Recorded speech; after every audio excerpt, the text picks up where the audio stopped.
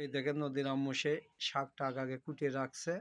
আসরের আজানের দিকে তো মনে করেন যে সময় পাওয়া যায় না, ওই কারণে একটু আগে কুটিয়ে রাখছে।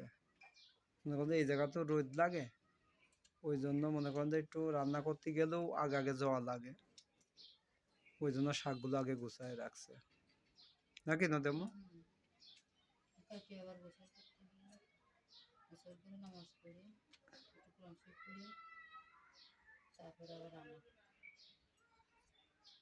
রোজার মাসে বুঝেছো কোরআনটা বেশি করে পড়বা। কোরআন শরীফটা এমনি সবসময় পড়তে হবে, তারপর রোজার মাসটা মনে করো কোরআন শরীফ পড়লে তোমার সময় চলে যাবে।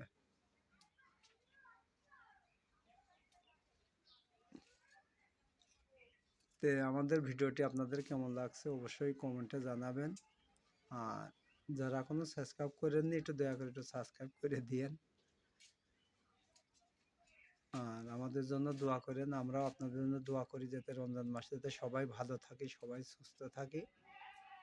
ভিডিওটি এই পর্যন্তই। আল্লাহ হাফেজ।